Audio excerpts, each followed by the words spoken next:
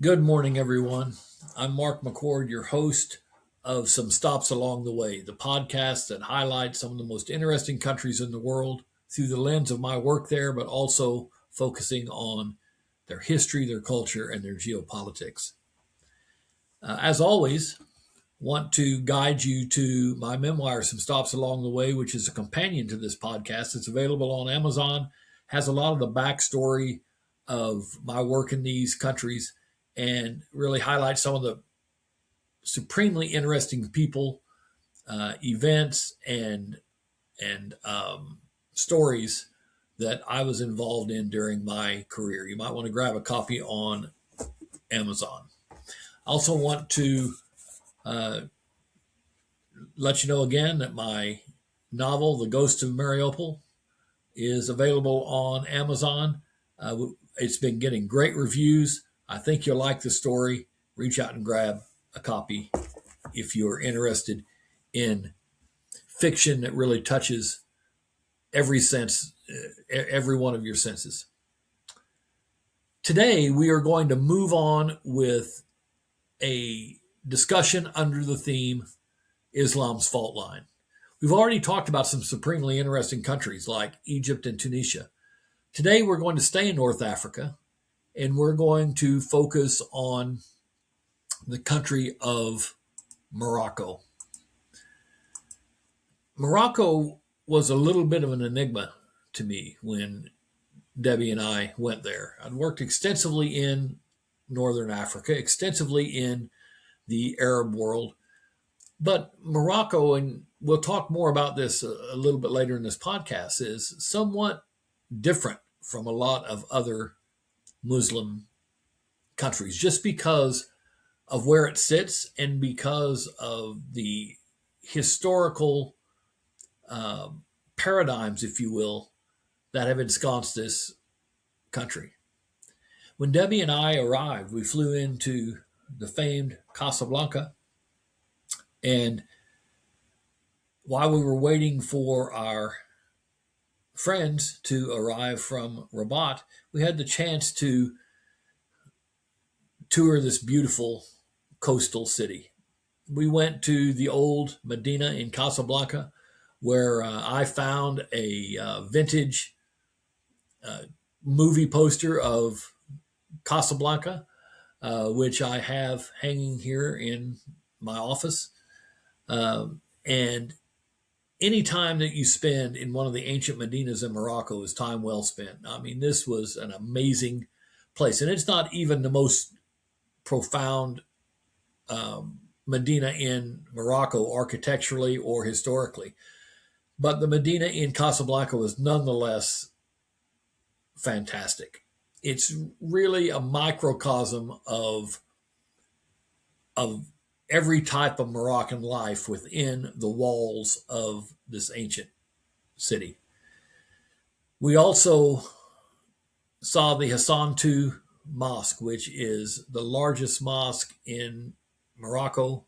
It sits right on the ocean. It is one of the most beautiful structures that I've seen. It is a showplace of Islamic art, and I suggest to anyone who goes to Morocco, whether you're Christian or whether you're Muslim or anything in between, to visit the Hassan II Mosque because architecturally, if nothing else, it will absolutely blow you away. But you'll also learn a great deal about the history of Islam and about Moroccan culture.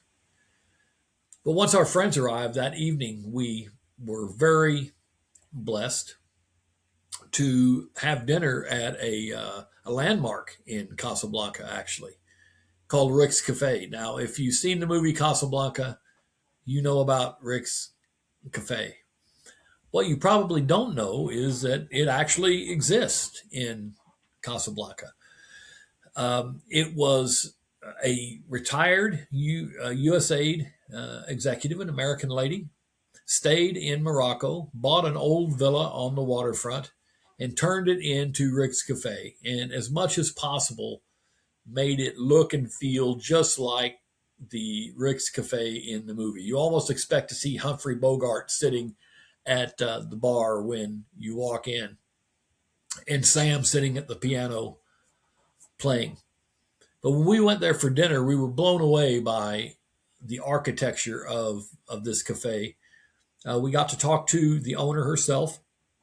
And by the way, she sits at the bar and monitors the activities just like Humphrey Bogart did in the movie. And she has a piano player there, or she did at the time that we were there. And this is very funny. His name is Issam, not Sam, but Issam.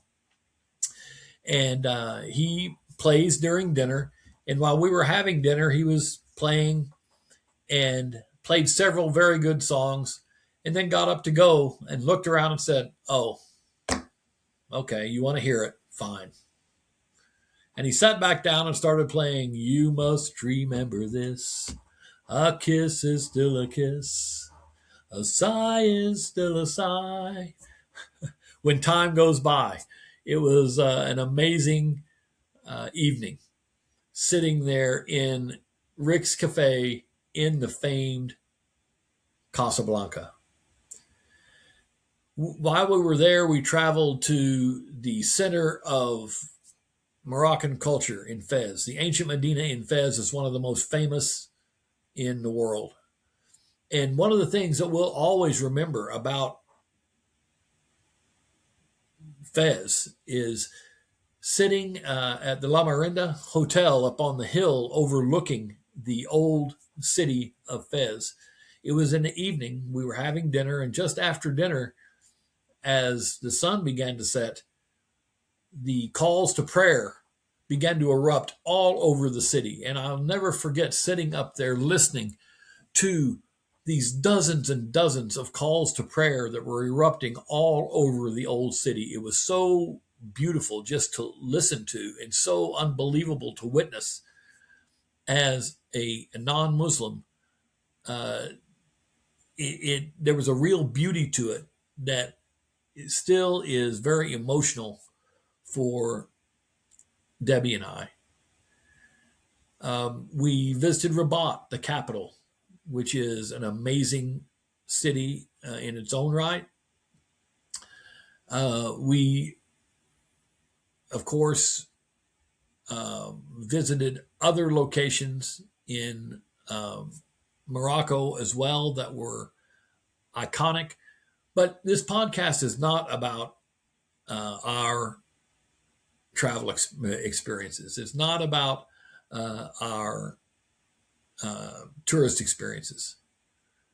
I want you to really understand what makes Morocco tick.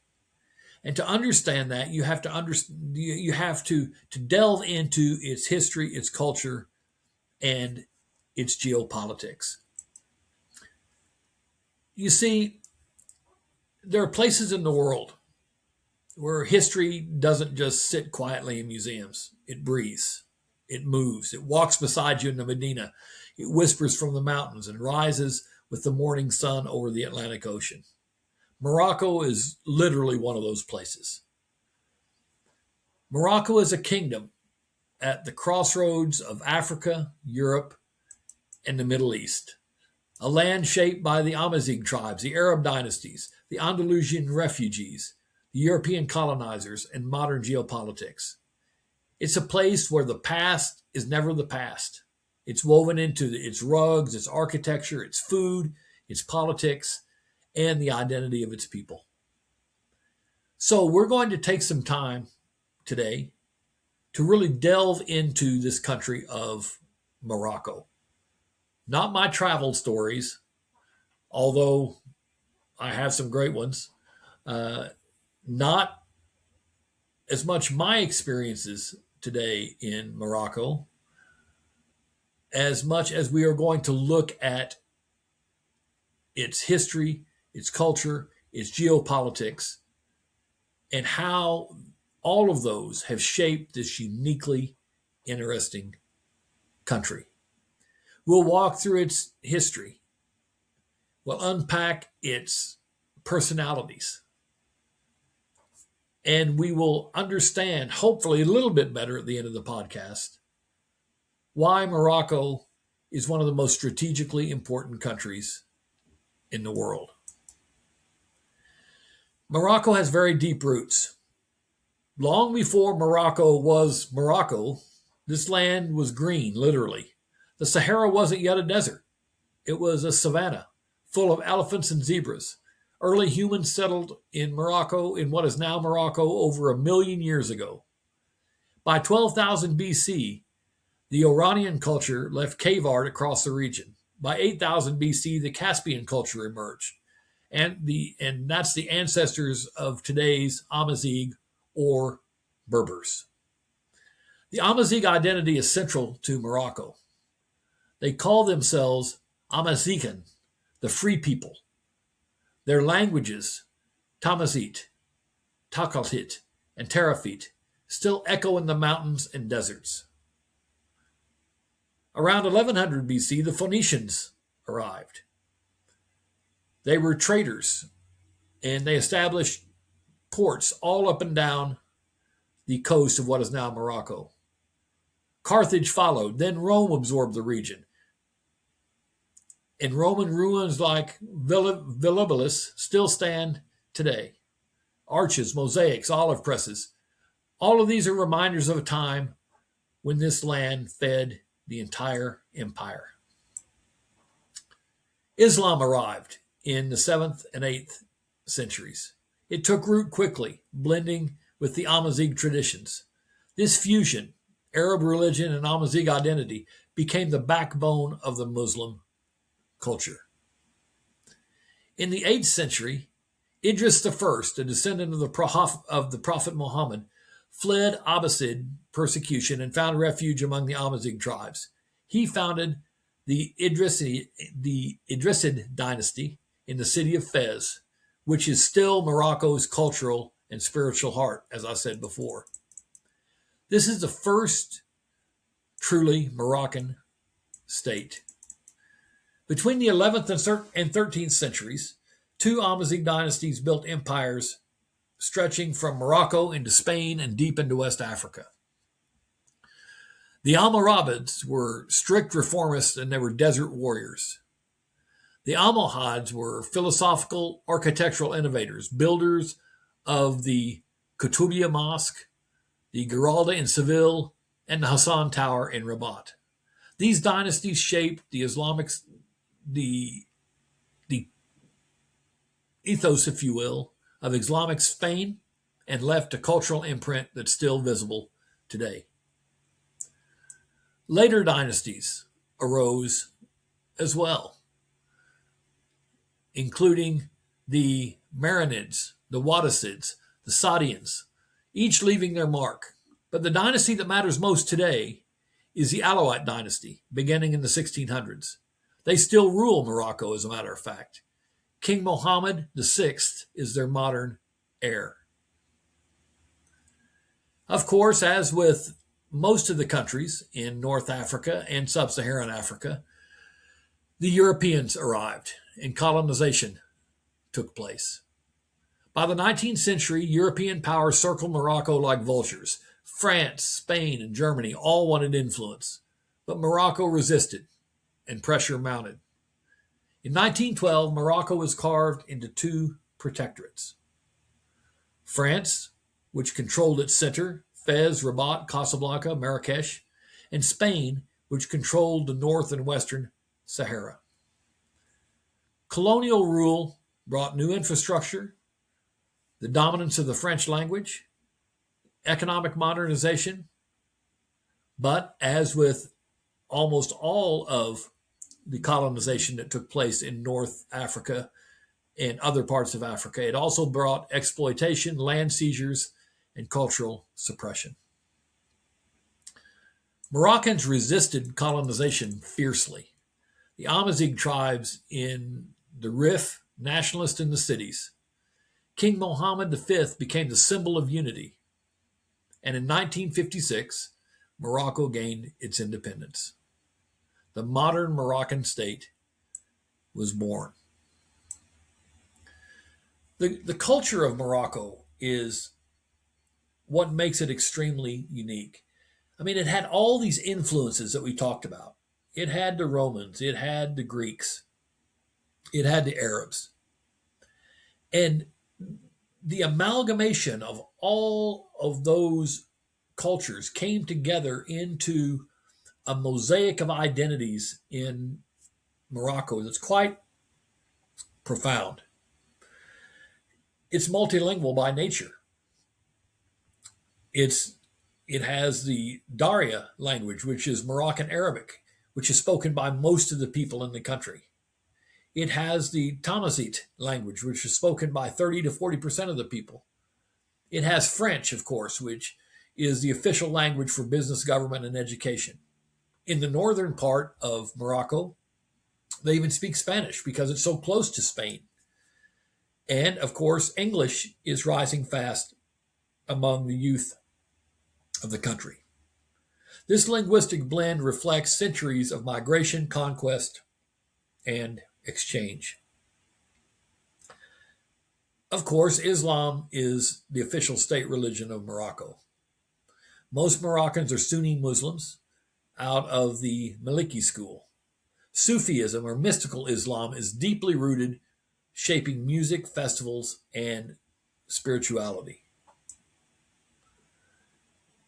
Of course, you can't talk about Morocco and the culture of Morocco without talking about its food. And wow, is the food in Morocco amazing. I can still taste those tagines simmering with preserved lemons right now. And the couscous, it's steamed to perfection. The mint tea poured from high above so that it rains down into your cup like a waterfall. Pastries soaked with honey and almonds. Oh, I am so hungry right now for Moroccan food. I can't stand it. And there's nowhere to get it in eastern Tennessee, or at least not close to me.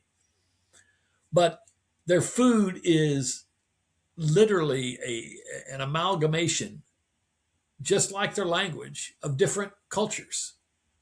The Amazigh, the Arabs, the Andalusians, the Jews, the French, all contributed to this rich mosaic of foods. I remember the first tagine that I had in Morocco. And by the way, when you talk about a tagine is a pot. It looks a little bit like a pyramid on top, and it sits on a base. They're usually made out of clay.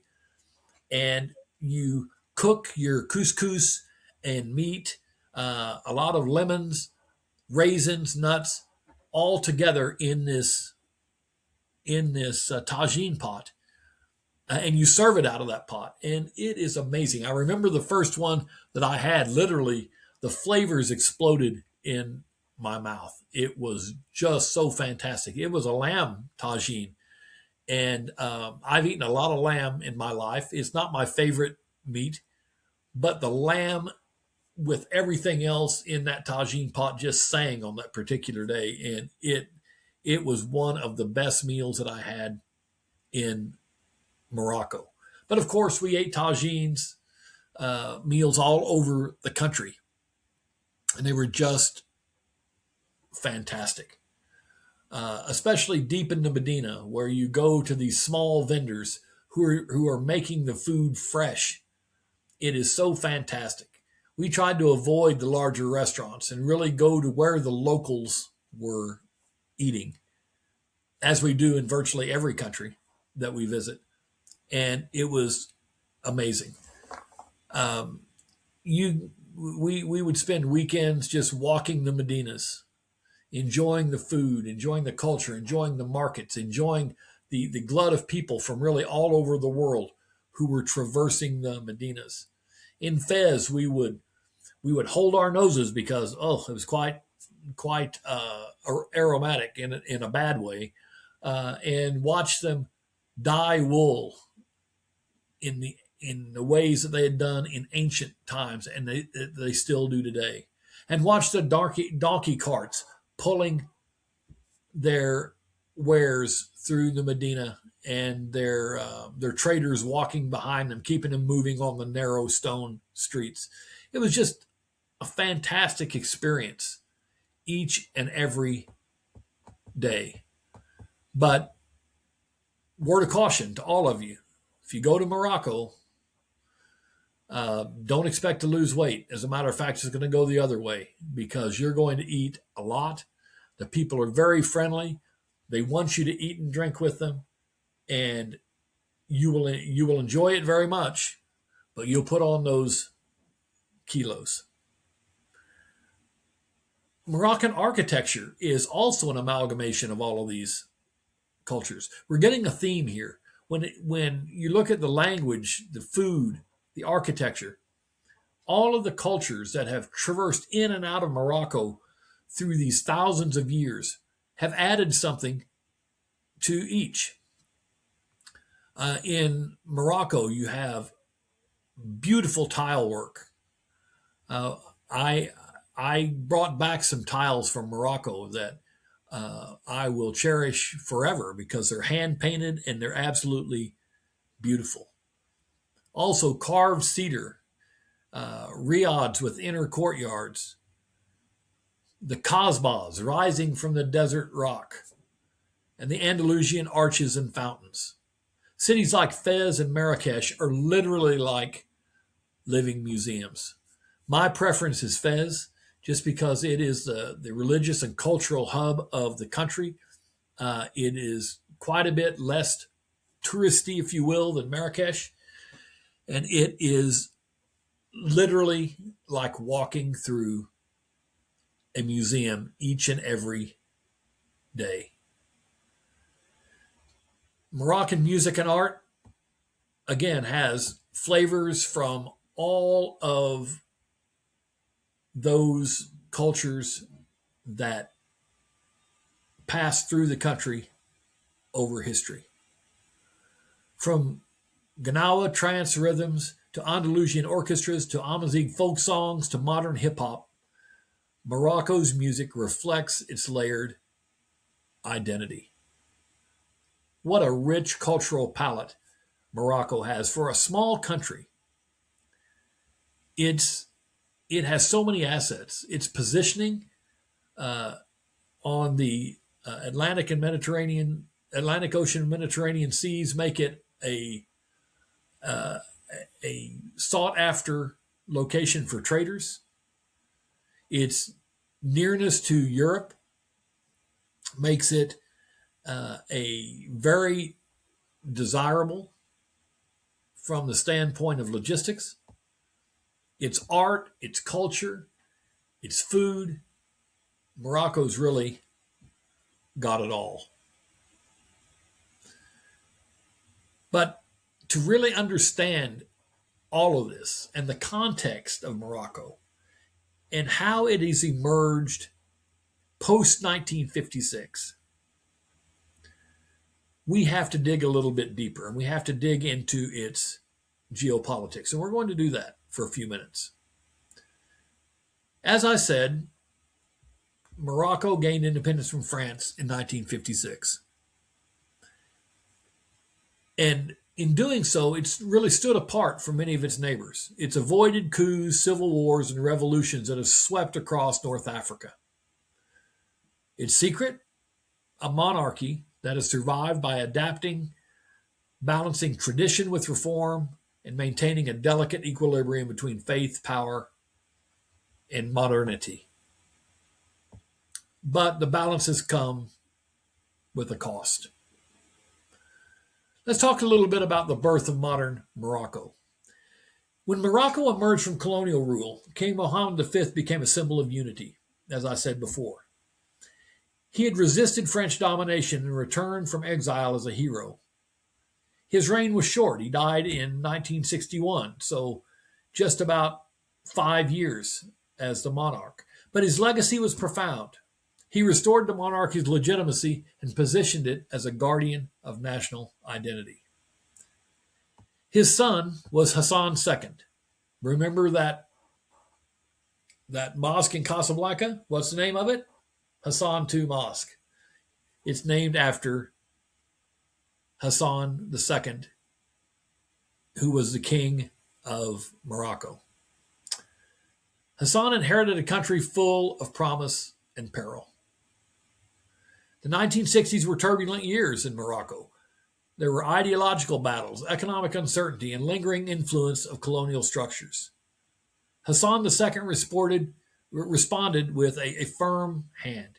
He centralized power, he built a strong security apparatus, and he made the monarchy the axis around which political life revolved.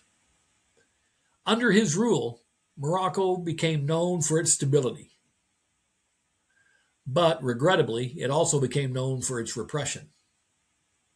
The so-called Years of Lead saw dissent crushed, journalists silenced, and opposition figures imprisoned or exiled. Yet, Hassan II also pursued modernization. He created new universities, he improved infrastructure, and he adopted a constitution that, at least on paper, introduced parliamentary institutions. Like many African leaders, he was a paradox, a modern autocracy wrapped in royal tradition. We've seen, as I said, this pattern. We've seen it certainly throughout Africa, but specifically throughout North Africa, in Egypt, with Nasser and his successors.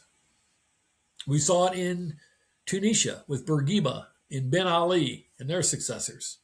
Now we're seeing it here in Morocco. The difference is that Morocco is a monarchy. And that monarchy has endured through everything.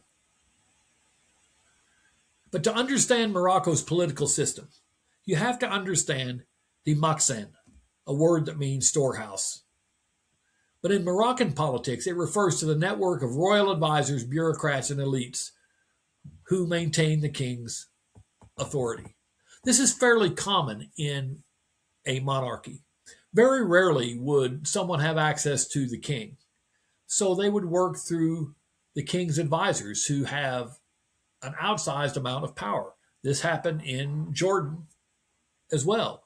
Even though there was a strong parliamentary structure in Jordan, still the king was the court of last resort, or the authority of last resort in the country. And so his advisors were considered to be very powerful. Same in Morocco. The Makhzen, or storehouse, is not just a government. It's a culture of governance. It operates through loyalty, patronage, and quiet negotiation. It ensures that the monarchy remains the ultimate arbiter above parties, above parliament, and above any conflicts that develop. To its credit, the system has some strengths. It provides continuity, it prevents chaos, it allows Morocco to move gradually, avoiding the shocks that have torn other nations apart. But the Makhzen also has weaknesses. It concentrates power in the palace. It limits accountability. And it often turns reform into choreography, which is movement without real change.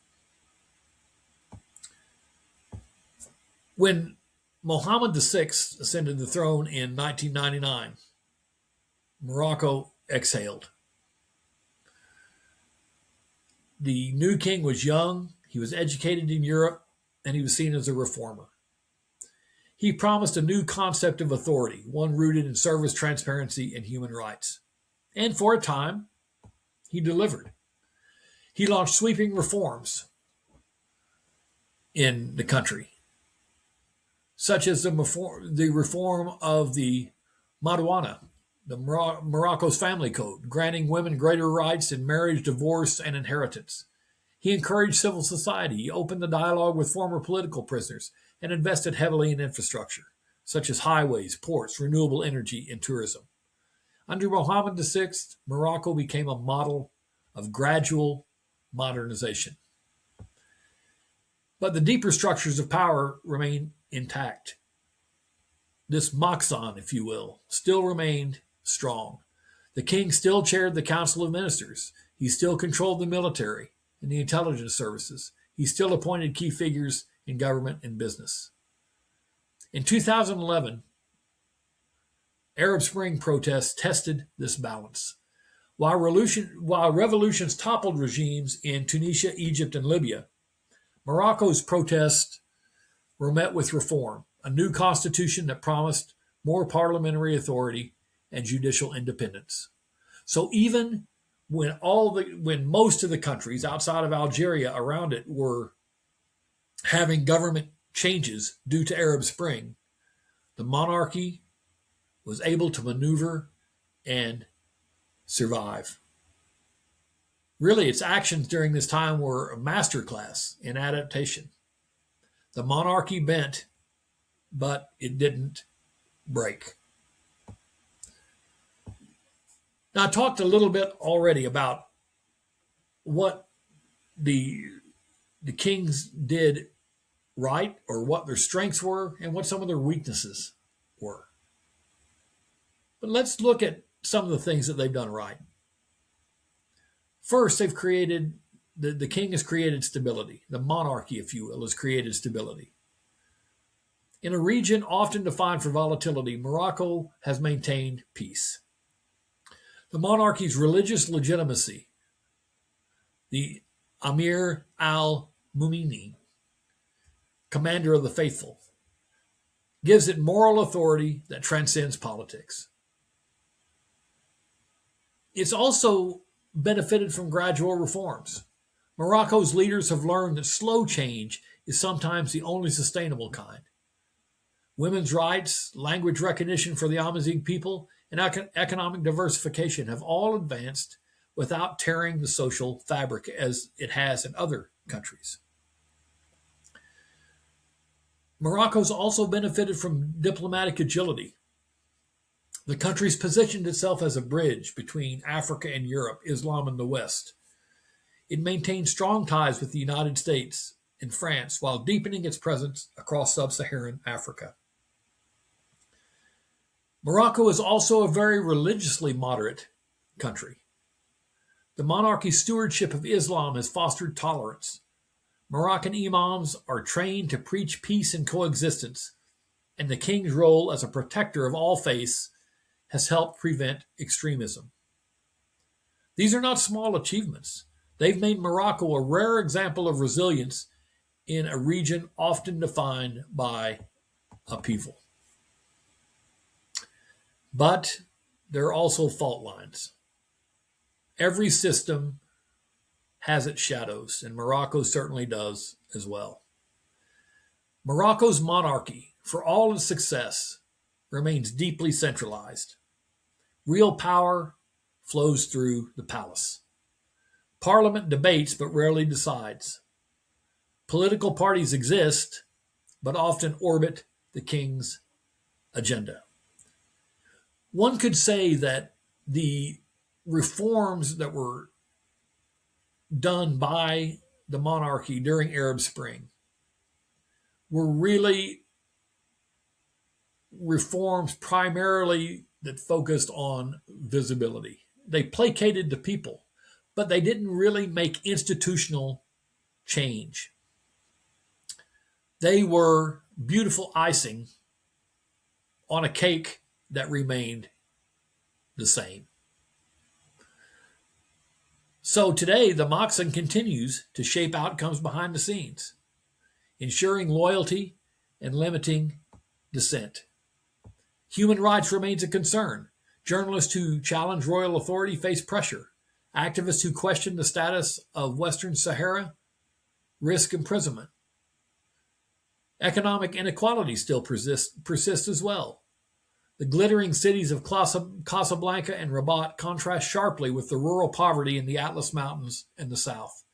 Youth unemployment remains high, and many Moroccans feel excluded from the promise of modernization. And while the 2011 Constitution that was adopted because of Arab Spring expanded freedoms, its implementation has been slow. The judiciary still struggles for independence. Local governments remain weak. Morocco's greatest strength, its stability, is also its greatest vulnerability. When change depends on the king's will, progress can stall when caution prevails. You can have stability when there is a very closed system.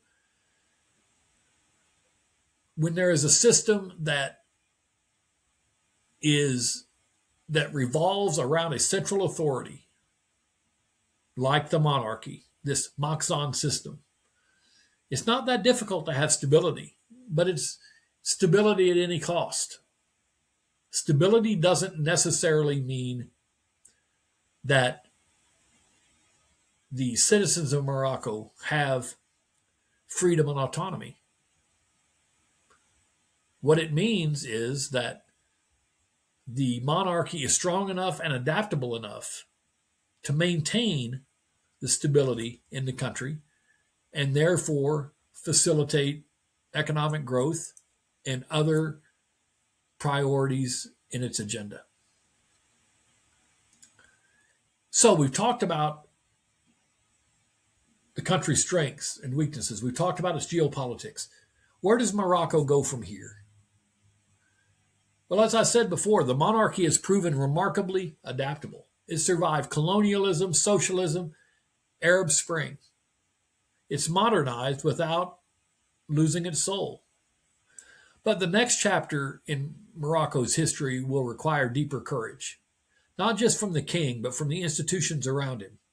True reform means sharing power, strengthening the rule of law, and trusting citizens to shape their own future.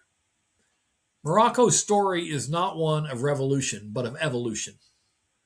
And that's an important point because all around northern Africa and throughout much of the rest of Africa, revolution has been the norm. But in Morocco, it's been this slow, steady progress, this evolution that has made it a stabilizing force in the region. This evolution is a reminder that in politics, as in life, grace often lies in balance between tradition and change, between faith and freedom, between the crown and the people. As I said early in the podcast, Morocco has benefited from a strategic location. It sits at the crossroads of Africa, Europe, the Middle East, the Atlantic, and the Mediterranean. It controls the southern side of the Strait of Gibraltar, one of the world's most important maritime checkpoints. And this is why Morocco has been an important center, an important visitation point for cultures around the world because of this strategic location. But even with all of that importance logistically, issues still continue to plague the country. And one of the biggest issues is the Western Sahara conflict. In fact, this conflict is probably Morocco's defining geopolitical issue. Spain withdrew from Morocco in 1975. Morocco claimed the territory that was formerly occupied by Spain. The Polisario Front, which was backed by Algeria, demanded independence as well, and that led to a long war where a ceasefire was reached in 1991, but there was no final settlement. So today, Morocco controls most of the Western Sahara. And the U.S. recognized Moroccan sovereignty over the Western Sahara in 2020. The Algerians remain absolutely opposed to this sovereignty. And so the conflict continues to shape regional politics, alliances, and military spending. Speaking of the United States, Morocco is one of America's closest allies in Africa. They cooperate on counterterrorism, military training, trade agreements, and diplomacy. The U.S. sees Morocco as a stable partner in what is or has been, a very volatile region. I mean, we've already talked about in previous episodes the challenging relationship the United States has had with Egypt. It's certainly gone through a lot of peaks and valleys.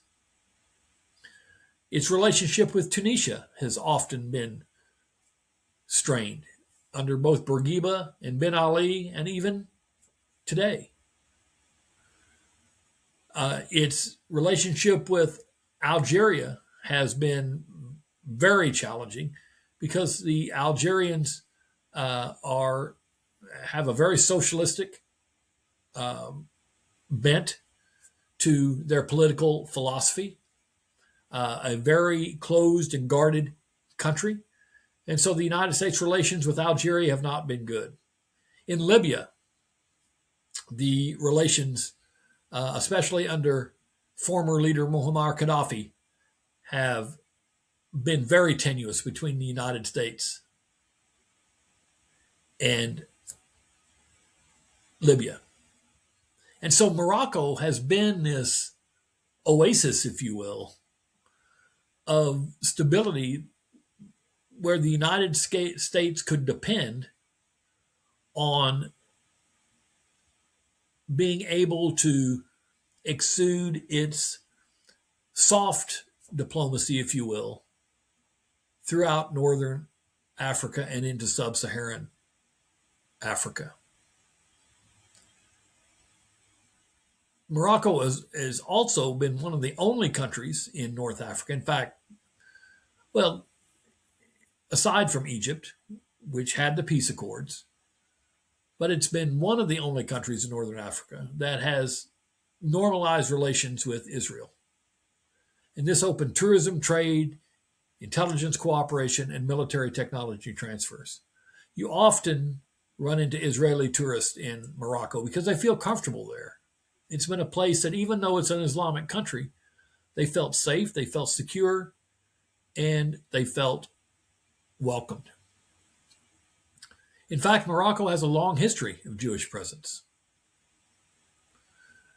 But public opinion, because it's an Islamic country, on relations with Israel is still very mixed, and it does create tension within society. As far as Europe goes, Europe is Morocco's economic lifeline. France and Spain are its top trade partners. Millions of Moroccans live in Europe. Migration, security, and trade bind Morocco together with Europe.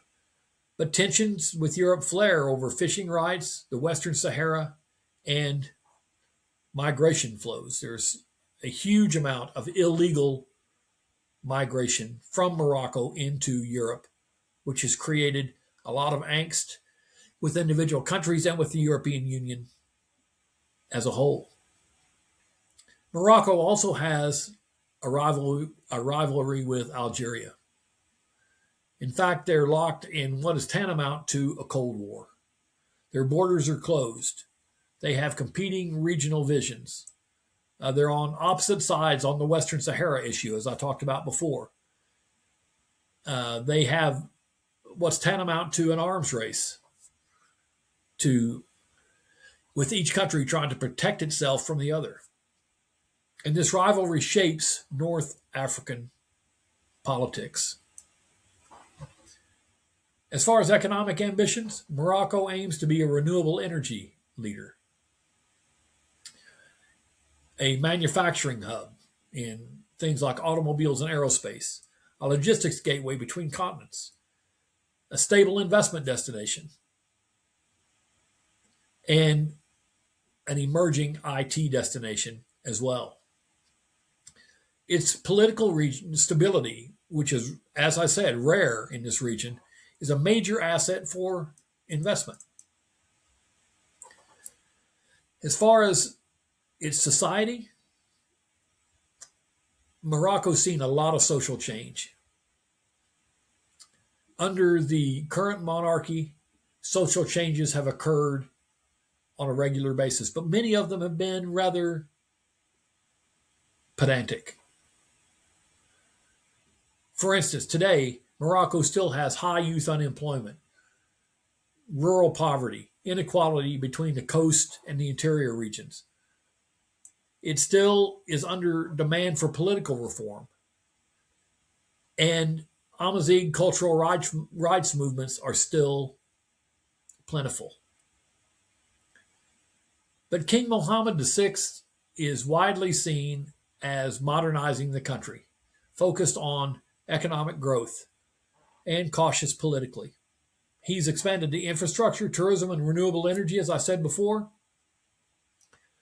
but he's done it in a slow and steady way that has irritated many within the country. You see, Morocco's population is a young population, as is most of North Africa's. And these youth want more freedom. They want more jobs. They want more global integration. They want more recognition of Amazigh identity. And so there's still this friction between the monarchy and the country's population. As I said earlier in the episode, the monarchy has survived all these generations by being pliable, by being able to bend and not break. Will this last? It's hard to say. Although knowing Morocco, I think that there is a good chance that the monarchy will continue to survive. After all, it survived Arab Spring, which brought down every other government outside of Algeria in North Africa. So I believe personally that it can survive anything but a cataclysmic political shock because the king knows how to maneuver. And those around him, this Makhzen system, know how to maneuver. At the end of the day, when you talk to Moroccans, all of them will have complaints. You can't have a discussion with a Moroccan without hearing complaints about the government. But at the end of the day, they all know the system. They know how to maneuver the system. They know how to make the system work on their behalf. And so while they complain, they also know how to benefit from the system. Morocco, fascinating country. I'd go back in a minute. It's beautiful. The food is great. The people are wonderful. If you haven't been there, you should go, and hopefully you know a little bit more about it now. I'm going to stop right here, and I will look forward to seeing you next Monday on some stops along the way when we're going to delve into another really fascinating